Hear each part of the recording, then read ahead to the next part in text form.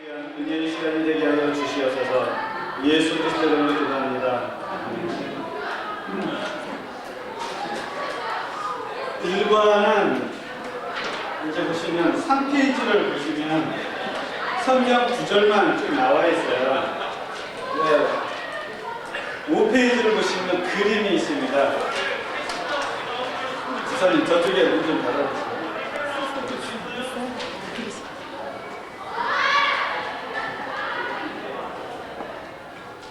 제가 설명드릴 것은 이 5페이지를 설명을 드리는데 5페이지에 나오는 설명을 드릴 때 성경 구절은 3페이지, 4페이지에 있는 성경 구절을 갖고 제가 다 설명을 드립니다. 그러니까 제 설명을 들으실 때에 5페이지를 갖고 하지만 성경을 찾으실 필요는 없어요. 아마 한두 번 찾을지 모르겠어요. 나머지는 이 앞에 있는 3페이지, 4페이지에 있는 성경 구절을 보시면 됩니다. 무슨 얘기인지 아시겠죠?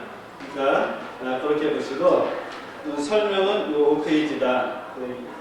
잘 들으시기 바랍니다. 원래 하나님께서 사람들을 사랑하셔서 사람들을 창조하셨죠. 반갑습니다.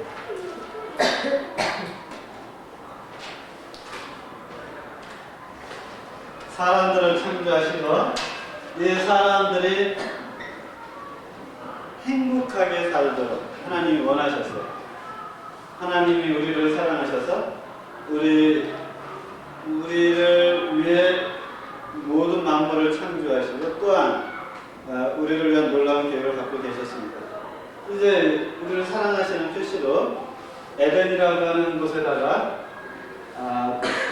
동산을 하나 만들었습니다. 그 동산 이름이 에덴에다가 만들었기 때문에 에덴 동산이죠. 하나님이 만드신 이 동산 안에는 각종 나무의 열매, 식물이라고 하는 것은 동물 식물의 식물이 아니라 성경에서 식물이라고 쓸 때는 먹을 것들이라는 뜻입니다. 그런 각종 먹을 것을 이 안에 하나님이 마련해 놓으셨어요. 그래서 사람들이 이 안에 살 때에는 행복하게 그냥 걱정 없이 살 수가 있었어요. 그래서 이 안에서 사는 사람들에게 여기에 있는 모든 것을 다스리도록 그렇게 만드셨습니다. 각종 들짐승과 새, 그 다음에 들판에 이제 나무나 이런 것들을 다 다스리면서 살도록 만드셨어요. 그런데 하나님께서 인간에게 모든 것을 다스리도록 하셨기 때문에 이 동산의 주인이 누구냐 하는 표시를 하나 주시길 원하셨습니다. 이 동산에다가 하나님께서 우리들을 위해서 나무를 하나 만드시고 또 하나는 하나님이 동산의 주인이라고 하는 표시를 하나 놓으셨어요. 그래서 동산 중앙에는 나무가 2개 있었습니다. 성경 구절에 보시면 창세기 2장 9절에 보시면 동산 중앙에 나무가 2개 있었는데 그 나무의 이름이 나왔죠. 무슨 나무가 있었다고 그러죠? 네, 하나는 생명나무, 하나는 선악을 알게 하는 나무에 이렇게 2가지가 있었습니다. 이 생명나무는 따먹으면 어떻게 되냐면 무엇을 얻냐면 영생을 얻어요. 이 생명나무는 영생을 주는 나무였습니다. 그런데 이 선악을 알게 하는 나무는 왜 두셨냐면 우리들로 하여금 따먹으라고 두신 게 아닙니다.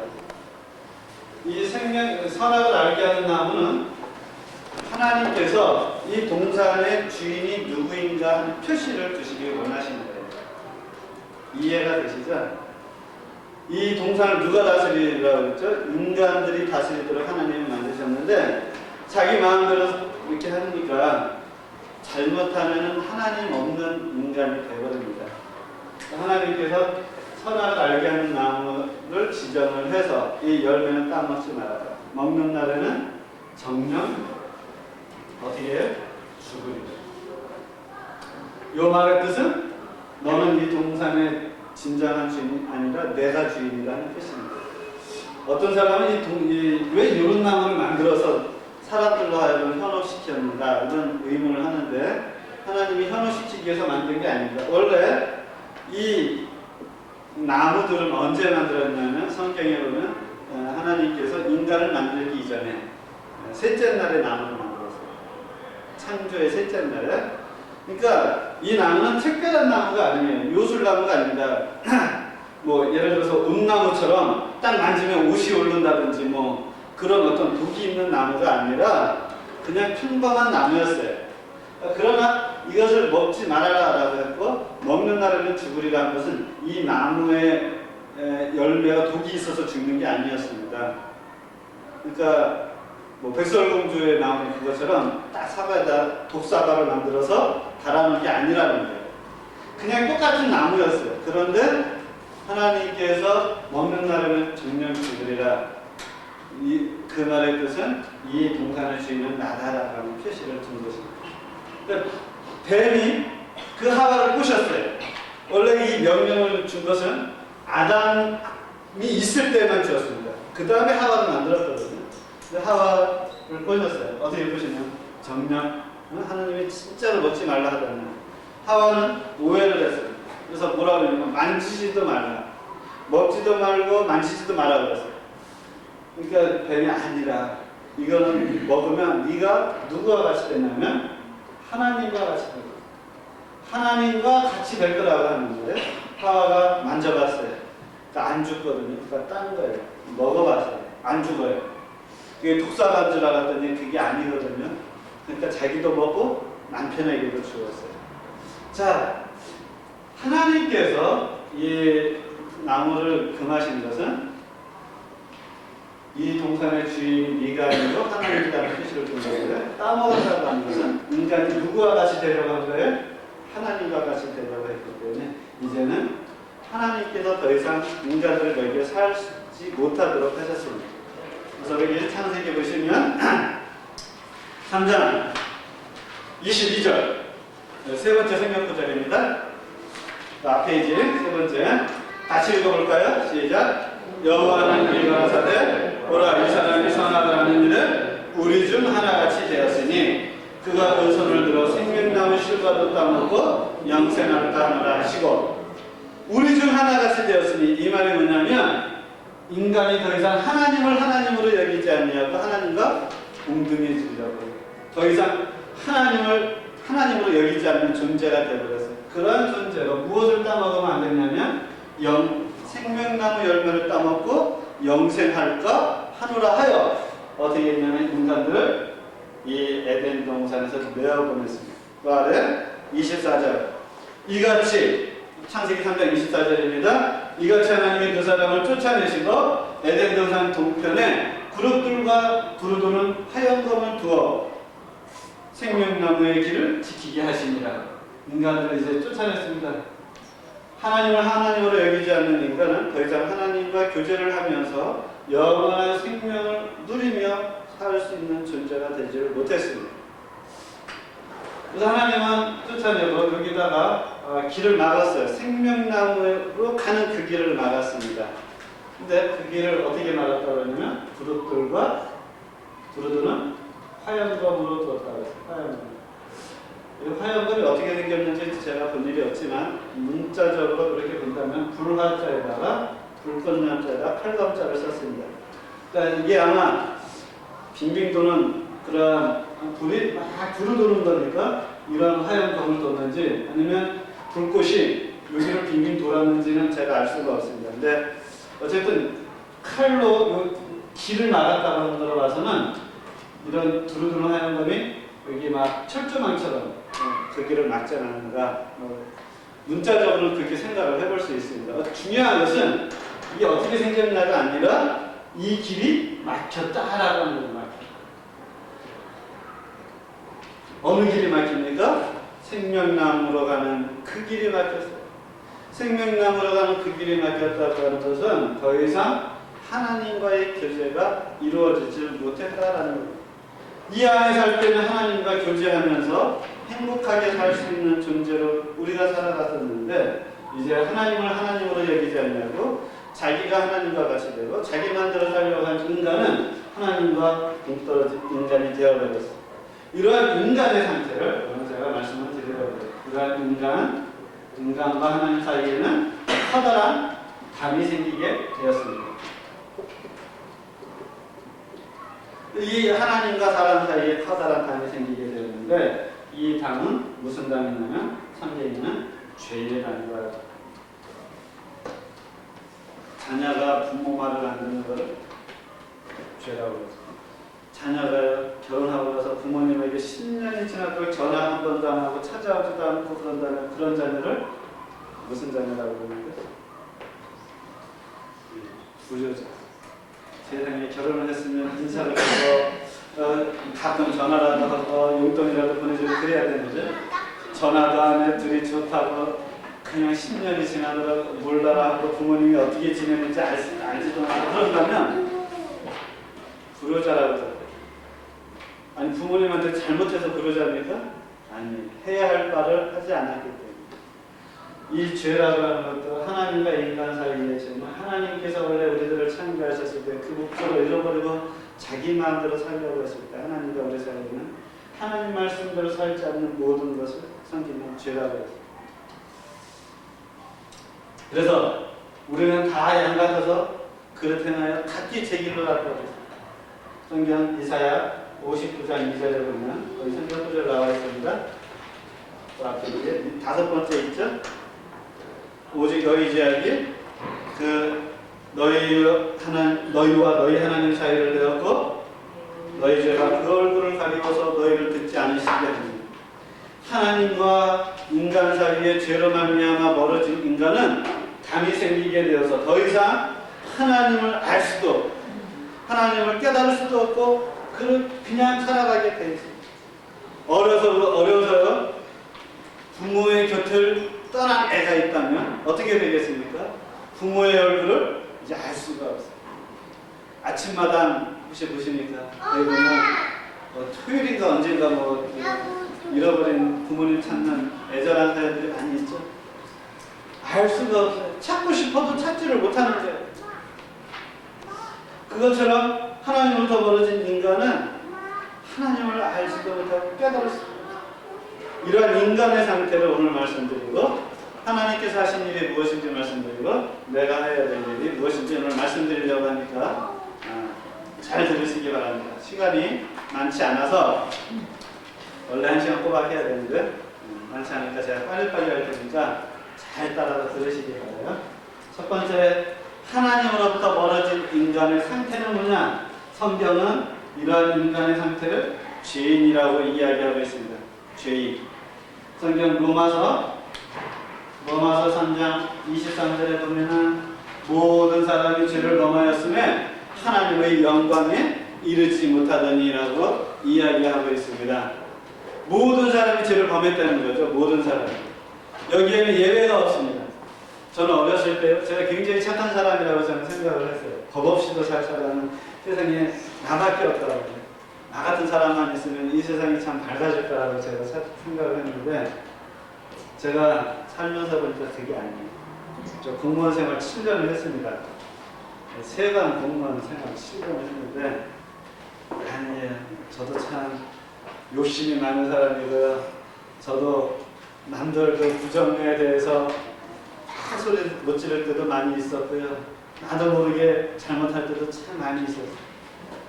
법 없이도 살 사람 같은 저였지만 아니더라고요. 우리 나이 드셨으니까 아실 거예요. 지금까지 생활해 오시면서 일부러 죄지려고 그렇게 살아오신 적이 있었습니까? 아니죠.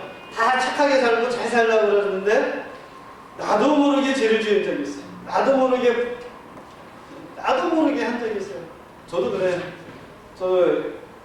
내가 횡단보도는 지키려고 그러는데 횡단보도 잘못 건너다가 보행자 범칙금 2만 원 냈다는 거 아닙니까? 그 횡단보도 하얀 선 옆에 한 2m 정도 옆으로 건너갔다고 파란 불일 때 나도 모르게 건너요. 급하니까. 근데 그게 법에 걸려요. 그 사람이 딱지를 떼는데 할 수 없이 또 목사가 안 낸다고 이길 수가 없고 냈어요. 그 다음부터는 1m 이상을 안 벗어나려고 제가 노력을 합니다. 횡단보도 건너도. 요즘은 안 잡대요 또. 빨간 불일 때 건너는 건 내가 죄를 안 건너면 안 되지 아는데 파란 물일 때도 그렇게 건너면 잡는다는 걸 몰랐어요. 나도 모르게 짖는 거예요. 성경은 제가 애를 키워보니까 제 애들이요 거짓말 시키는 걸 제가 가르쳐 준 적이 없어요. 근데 거짓말을 하버리니까 돈을 몰래 가져가는 걸 가르쳐 준 적이 없는데 제 아들 녀석이 돈을 몇 번씩이나 몰래 가져가요. 그래서 의도 터지고 그래도 안 고쳐져. 지금 이제 짱딱지 사면 무조건 네 돈으로 사도 너는 무조건 의도 터진다. 여기서는 돈을 안 가져가더라고요. 욕심 부리는 거 안 가르쳐 주는데도 욕심을 부려요. 왜요? 하나님으로부터 멀어진 인간은 죄인으로 태어나기 때문에 이 의식이 생기기 시작하면서 욕심이 생겨요. 욕심이 잉태한 즉 죄. 욕심이 잉태한 죄인이에요.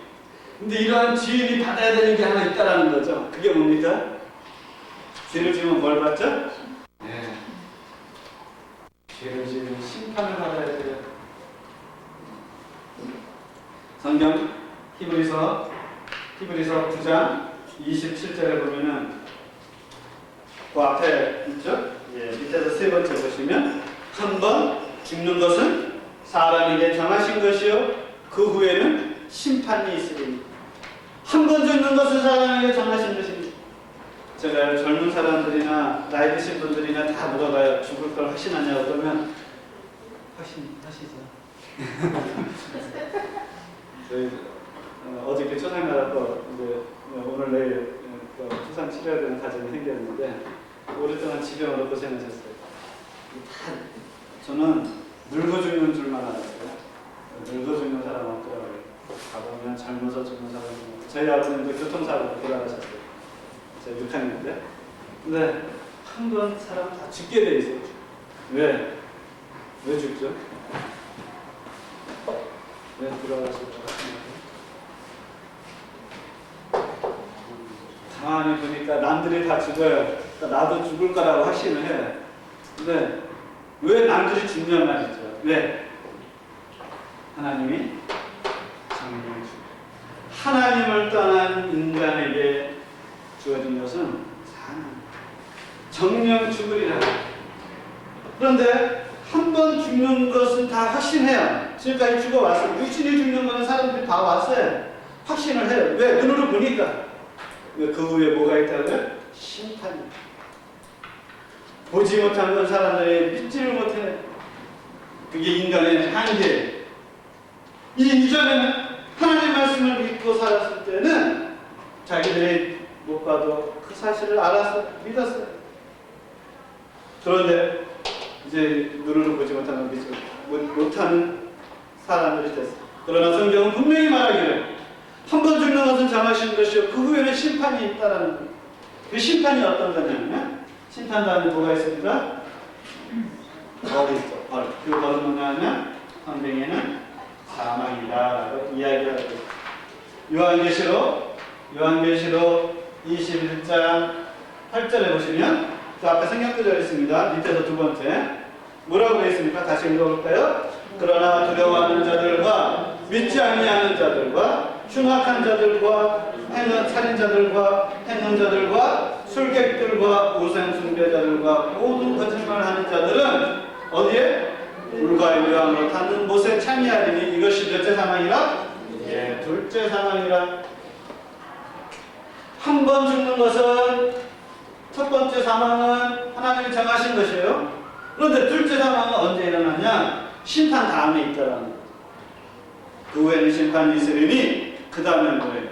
모든 두려워하는 자들, 믿지 아니하는 자들, 흉악한 자들, 살인자들, 행음자들, 술객들, 우상숭배자들, 모든 거짓말하는 자들은 불과 유황으로 타는 것에 참여하리니 이것이 둘째 사망이라. 둘째 사망은 영혼이 죽어서 없어지는 게 아니라 뭡니까? 어디에 들어가는 거예요? 예? 불과 유황으로 타는 그 못이 있다는 거죠. 거기에 들어가는 것이 둘째 사망입니다. 여기가 어디입니까? 두 글자로?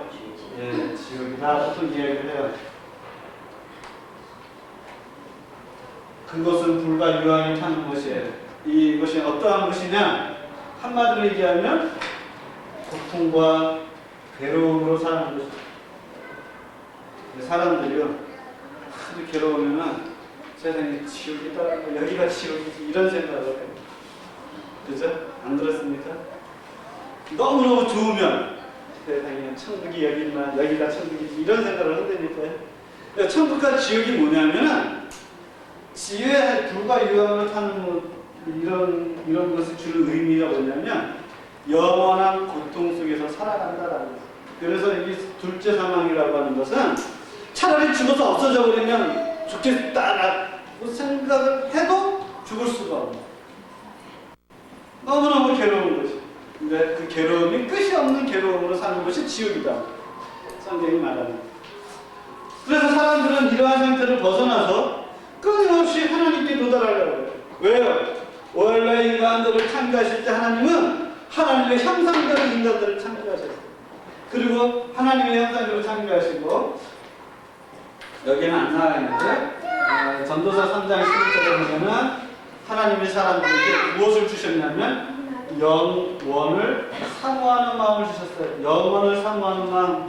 이걸 다른 말로 하면 뭐겠습니까? 흑개에서 종교심이라고 했습니다. 그것을 인간에게 심어주었기 때문에 사람들은 끊임없이 여기서 벗어나서 하나님께 도달하려고 해요. 자기 나름대로 노력을 합니다. 어떤 사람들은 선행을 통해서 하나님께 도달하려고 해요. 선행. 착한 일을 열심히 해서 하나님께 도달하려고 해요. 그래서 전도에 보면요. 세상에 착해야 천국 가지. 당신 같은 사람이 천국 가면 나는 어디 가죠? 나는 2천국이나 한 3천국 아니면 한 만국쯤 가겠지. 이렇게 생각하는 사람이 있다라고 하는 거죠. 여러분 가만히 보십시오. 내가 착한 일을 했는데 내가 지은 죄가 있죠. 한번 생각해 보십시오. 나를 돌이켜 보세요. 나를 돌이켜 볼 때 내가 착한 일을 한 것이 몇 퍼센트고 내가 지은 죄가 몇 퍼센트쯤 되나? 한 착한 일이 98%좀 되시는 분이 있으세요? 그리고 지은 죄가 한 2%쯤 됩니까? 우리 신이님 이 정도 되세요? 아니래요. 99%쯤 되나 봐. 1%. 근데 한번 보십시오. 지금 여기 요거부터 다 나눠드렸죠? 요걸 나눠드렸는데요. 여기에 나눠드리다가 자소시라고 드렸는데 요 안에 가루가 떨어졌어요. 콩가루가.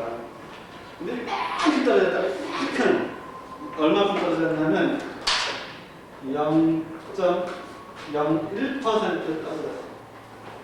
집사님이시죠? 네, 이거 떨어지면 제가 드리면 기분 좋게 잡수시겠습니까? 모르면 먹죠? 네, 모르면 먹는 거예요. 근데 알면은 안 먹죠. 세상에 그걸 내가 주면은 저를 굉장히 고맙다고 세상에 99.99%나 깨끗한 걸 나한테 준다고 기분 좋게 잡수시겠습니까? 아니에요. 세상에 저런 걸 떨어진 걸 나한테 줘 하면서 기분 나빠서 다음에 나한테 해줄 거 안 해준 거 나를 무시해 분수해야지. 우리가요 이만큼만 들어가 있어요. 그다음에 내가 하다가 말을 하다가 침이 조금만 튄 거를 줘도 기분이 상당히 안 좋아요. 그거 먹으라고 모르고 찾겠지. 그러면 이해를 해주죠. 근데 일부러 튀게 해놓고 먹으라고 하나님 앞에서 우리가 그런 존재예요. 내가 99% 착하고 1% 지은 자가 있다. 그래도 하나님 앞에서는 모든 걸 다 하시는 하나님 앞에서는 어떻게 된 존재예요? 거룩하죠. 얼만큼? 1%. 그래서 그 나 때문에 천국이 어떻게 돼요? 무혐의. 내가 착한 일을 한다고 해서 내가 지은 죄가 사라지는 게 아니에요. 희석은 돼요. 좀 비율적으로 줄어는 들어요. 착한 일을 많이 하면 할수록. 그러나 그거 자체가 없어집니다. 그런데 이걸 깨끗하게 하려면 어떻게 해야 돼요? 정수시켜요. 정수. 그러지 않으면 수돗물 다 그렇게 해서 먹는 거 아니에요? 수돗물 그 한강 위에 올라가면서 더러운 거 많이 떠 있어요. 근데 그거 받아다가 정수시키니까 우리가 그냥 먹는 거예요. 에버랜드나 이런 데는 다 그렇게 해서 써요. 그거 뭐 시음도 해보고 그러잖아요.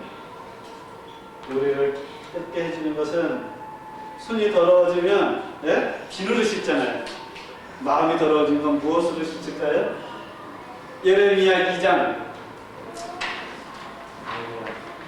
예레미야 2장 22절에 보면은 허다한 비누를 쓸지라도, 양잿물을 쓰고 허다한 비누를 쓸지라도 뭐가 그냥 있다고요? 죄악이 그냥 있다고요. 손이 더러워진 건 비누로 쓰고 양잿물로, 옛날에 양잿물로 했어요. 그거를 깨끗이 만들었어요. 그러나 마음이 더러워진 것은 그거를 써도 안 된다는 거예요. 하이타이를 풀어서 막 몇 컷씩 마셔도 마음이 더러워지는. 성경 요한일서 1장 7절에 보면 그 아들 예수의 피가 우리를 모든 죄에서 깨끗게 하실 것이요, 예수님의 피만이 우리를 깨끗게 해준다고 했어요. 우리 선행으로 천국에 가려고 하지만 이것으로 갈 수가 없어요. 이게 선행으로 가려고 하는 사람은 또 이런 사람이에요. 제가 우리 집사님한테 한 10억쯤 돈을 빌렸어요. 근데 못 갚았어요. 그래서 이자를 쳐주기라고 빌렸는데 못 갚았어요. 근데 저는 마음이 워낙 괜찮은 사람이라 다른 분들이 신혼부부니까 살림이 좀 보태서라고 한 1,000만 원 이상 탔어요. 우리 집사님들 자녀 잘 키우라고 컴퓨터도 사드리라고 500만 원 드리고 막 해서 인심을 많이 썼어요. 다른 분들 좀 어려우신 분들 쫙 보고서. 근데 돈은 안 갚아요. 그러면 집사님 저를 참 괜찮은 사람이라고 생각하시겠습니까? 이렇게 심하죠. 어떻게 해요? 그럼? 5만 원. 네, 맞아요. 고소를 하는 거예요. 고소를 해갖고 재판장 앞에 섰습니다. 제가 재판장 앞에 서갖고 재판장님, 제가 비록 이분한테는 빚을 졌지만 다른 분들 잘해준 분들이 제가 200명이 넘는데 제가 어떻게 벌을 받아야 되겠습니까? 아무리 제가 재판장한테 우겨도 재판장은 뭐라 그래요? 굉장히 착한 사람이라고 그러니까 소용없어요. 어떻게 해? 이분한테 돈을 갚으라고 하는 거예요. 근데 제가 하도 시달리니까 저희 큰형님이 10억에다가 이자까지 줘서 딱 갚았어요. 그 다음에는 제가 재판장한테 시달릴 필요가 있으니까 이제 딱 갚으면 재판장 갚았으니까 된 거죠? 아니에요? 네, 됐죠? 재판장도 더 이상 이제 처벌할 필요가 없네요. 그러면 이제 내가 다른 분들에게 잘해준 건 어떻게 돼요? 이거를 읽는 거예요. 다른 분들한테 잘해준 거 같고 이분한테 뭐 해결 보려고 그러면 안 되는 거예요. 누구에게 해결 봐야 돼요? 이분한테. 집사님이 저를 금이되게 해서 그냥 내가 안 하면 말지 뭐 이래버리면 저는 괜찮은 거예요. 또 어쨌든 갚든지 않나? 그렇게 되는 거예요. 우리의 선행으로 하나님께 그 모든 요구를 없애버리려고 하는 것은 마치 똑같아요. 이 죄는 누구와의 관계 속에서 생긴 죄담입니까? 하나님과의 관계 속에서 생긴 죄담이에요. 사람들한테 한 착한 행위로 이걸 없애려고 하면 안 돼요. 안 없어지는 거예요, 사실. 이거는 그대로 남아있는 거예요.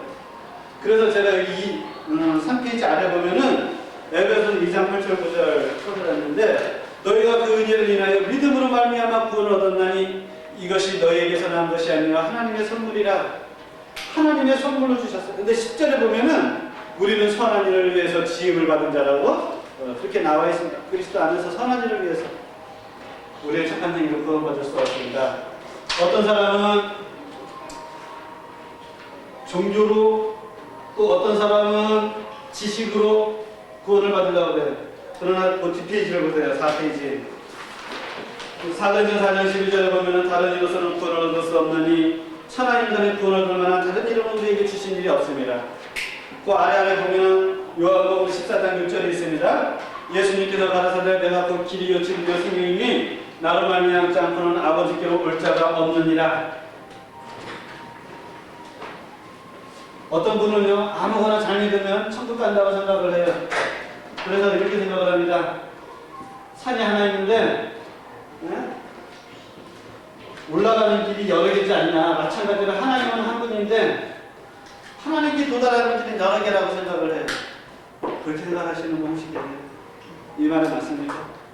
왜 틀리죠? 올라가는 길은 여러 개 맞죠. 산을 올라가는데 하나라도 울리면 그 사람이 약간 이렇게 된 사람이라고 생각할 거예요. 그런데 올라가는 길이 여러 개인데 여기에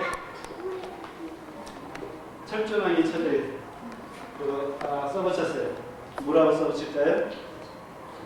요새 많이 하잖아요. 산불 때문에. 네, 일산동지. 그러면 철조망 쳐놓고 일산동지로 올라갈 수 있습니까? 길이 아무리 많아도 올라갈 수가 없어요.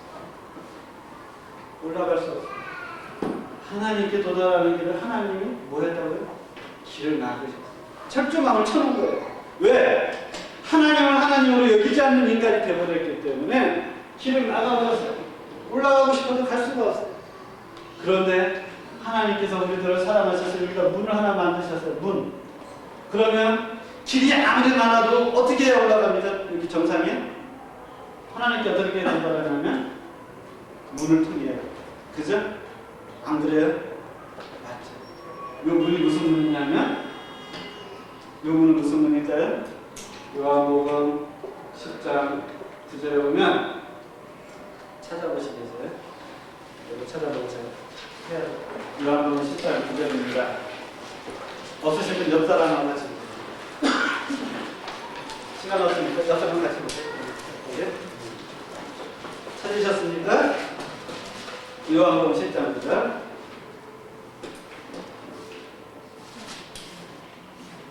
몇 페이지예요? 163페이지 신약.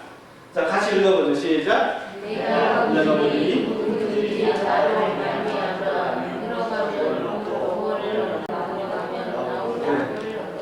예수님이 말씀하시기를 내가 보니 누구든지 나로 말미암아 들어가면 뭘 얻어요? 구원. 예수님이 구원의 문이라는 사실이에요. 예수님만이 하나님께 이르는 길입니다. 요한복음 14장 6절에 예수님께서 말씀하시기를 내가 곧 길이요 진리요 생명이니 나로 말미암지 않고는 아버지께로 올 자가 없느니라. 이 예수 그리스도를 믿어야만 하나님께 이르는 길입니다. 예수님이 바로 그 문입니다. 그래서 하나님께서는 하나님과 우리 사이에 다리를 놓아주셔서 하나님께 도달할 수 있게 하시는 거예요. 내 힘으로 헤엄쳐서 미국에 가려면 갈 수가 없어요. 그렇죠? 그러나 내가 헤엄을 못 쳐도 미국에 가는 방법이 있습니다. 어떻게 가죠? 비행기 타고 가요. 배 타고 가요. 그래서 내 힘으로는 하나님께 도달하려고 하면 나는 갈 수가 없습니다. 그러나 내가 내 힘으로 갈 수 없지만 누군가의 힘을 빌리면 갈 수 있어요. 하나님께서 그 길을 만들어 놓으셨어요. 그래서 성경 베드로전서 3장 18절을 보시면 뭐라고 되어 있습니까? 여기에 그리스도께서도 한 번 죄를 위하여 죽으사 의인으로서 불의한 자를 대신하셨으니 이는 우리를 하나님 앞으로 인도하게 하십니다. 예수님께서 나를 위해서 십자가에 달려 죽으심으로 말미암아 나를 위해서 죽으심으로 말미암아 나를 어디로? 하나님 앞으로 인도하려 하십니다. 이것이 하나님께서 하신 일입니다. 성경 로마서 5장 8절에 보면은 우리가 아직 죄인 되었을 때에 그리스도께서 우리를 위하여 죽으심으로 하나님께서 우리에게 대한 자기의 사랑을 확증하셨느니라 라고 말을 하고 있어요. 우리가 아직 죄인 되었을 때 예수님이 나를 위해 죽으심으로 하나님께서 우리를 너무너무 사랑하셔서 여기서 벗어나서 영원한 생명을 얻도록 하나님이 그 길을 마련해 놓으셨어요. 마지막으로 내가 해야 될 일이 있습니다. 그래서 요한복음 5장 24절에 있어요. 여기 나와 있죠? 다시 읽어보겠습니다. 시작. 내가 진실로 너희에게 이르노니 내 말을 듣고 또 나 보내신 이를 믿는 자는 영생을 얻었고 심판에 이르지 아니하나니 사망에서 생명으로 옮겼느니라. 내 말을 뭐하고요? 듣고 또 나 보내신 이를 믿으면, 듣고 믿으면 세 가지 결과가 있다고 그러죠. 첫 번째는 무엇을 얻습니까? 네, 영생을 얻었고, 두 번째 어디에 이르지 아니하나니? 네, 심판에 이르지 아니하나니. 세 번째 어디에요? 사망에서 생명으로 옮겼느니라. 7, 8을 한번 보세요. 여기 나눠드린 데는 요 옆에 1, 2, 3번 쓰셔야 되는 겁니다. 요 옆에 1, 2, 3번에다가 요것처럼 쓰셔야 됩니다. 영생, 심판에 이르지 아니하나니 사망에서 생명으로 옮겼느니라. 보시죠. 원래 우리는 죄인이었죠. 그죠? 원래 우리는 죄인이었어요. 그런데 뭘 얻어요? 영생. 죄인이 받아야 되는 게 심판이라고 했어요. 그런데 우리는 어디에 이르지 아니하나니? 심판에 이르지 아니하나니? 사망에서 어디로요? 네, 생명으로 옮겼는데. 듣고 믿는 자에게 이런 놀라운 결과가 있다고 하는 거죠. 한번 각자 생각을 해보세요. 나는 어디에 있는가? 나는 지금 이런 상태로 그냥 살아가는 존재인가? 아니면 내 힘으로 뭔가를 얻으려고 하지만 지금까지 참된 진리를 발견하지 못하고 참된 생명을 얻지 못하고 참된 구원을 얻지 못한 그러한 존재인가? 뭔가 노력은 하지만 영적 만족감이 없는 그런 존재는 아닌가? 아니면 나는 예수님의 말씀을 듣고 하나님을 믿기 때문에 영생을 얻었고 심판에 이르지 아니하고 사망에서 생명을 옮겨진 것을 확신하면서 살아가는 존재인가? 나는 어디일까요? 지금 나는 어디에 있습니까? 제가 다 물어보고 싶지만 시간이 없는 관계로 물어보진 않겠습니다. 그러나 한 가지 더 말씀드릴 게 있어요. 내가 이쪽에 있으려면 어떻게 해야 되는가? 이게 중요한 거죠. 이쪽에 있으려면 믿어요. 듣고 믿음이 어떻게 믿어요? 예수님을 믿는 거예요. 요한복음 1장 12절 나와 있죠? 영접하는 자 또 그 이름을 믿는 자들에게는 하나님의 자녀가 되는 권세를 주셨다고 했어요. 믿어요. 그건 예수님을 영접하는 거예요. 어떻게 영접합니까? 기도로 영접할 수 있어요. 그 기도문은 한 페이지 더 넘겨서 6페이지에 보면은 기도문이 있습니다. 그 기도를 진실된 마음으로 한다면 우리의 기도를 들으시는 하나님께서 기도의 약속대로 우리 안에 들어오시고 하나님의 약속대로 영생을 주시고 심판에 이르지 아니하고 사망에서 생명으로 옮겨지게 됩니다. 이 시간 제가 기도를 할 테니까 내 마음에 예수님을 모시고 나도 이 상태에서 벗어나서 내 힘으로 하려고 했지만 나는 할 수 없는 것을 벗어나서 하나님이 주시는 영생, 하나님이 주시는 생명, 나는 그런 심판에 이르지 않냐면 나도 얻고 싶다고 굳게 믿으시는 분은 진실된 마음으로 기도를 따라해 주시기 바랍니다. 사람은 외모를 보지만 하나님은 마음을 아세요. 우리가 마음으로 믿어 의에 이르고 입으로 시인하여 구원에 이른다고 그랬습니다.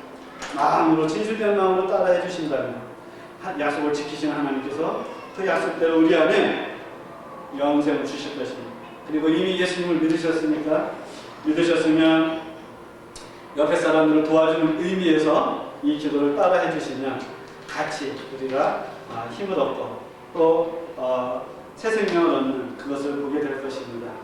우리 이 시간 제가 한마디씩 기도를 할 테니까 따라해 주시고 이 기회에 안 믿으신 분들은 내가 이번 기회에 진실된 마음으로 기도하고 예수님을 구주로 모시기를 부탁을 드리겠습니다. 다 같이 기도하겠습니다. 주 예수님, 저는 죄인임을 시인합니다. 그리고 예수님께서 저를 사랑하셔서 저희 죄값을 담당하시니 감사합니다. 이제 예수님을 저의 구주로 믿고 제 마음에 모셔드립니다. 저의 죄를 용서하시고 영생을 주심을 감사합니다. 제 마음에 들어오셔서 제 삶을 다스려 주시고 주님이 원하시는 사람으로 만들어 주옵소서. 예수님의 이름으로 기도합니다. 아멘. 제가 기도하겠습니다. 아버지 하나님 감사합니다. 오늘 복음을 위해서 들으면서 마음으로 예수님을 구주로 모시고 살기로 다짐한 신령들에게 하나님이 약속하신 놀라운 것들을 이루어 주시고 또 그것을 누리며 살아갈 수 있도록 도와주시옵소서. 그리고 이미 예수님을 영접한 많은 분들에게 하나님께서 주신 것들을 깨닫게 해주시고 또 그 축복 안에서 늘 기쁨으로 살아갈 수 있도록 도와주시옵소서. 힘있게 다른 이들에게 예수 그리스도를 소개할 수 있는 은혜를 더하여 주시옵소서. 예수 그리스도 이름으로 기도하옵나이다.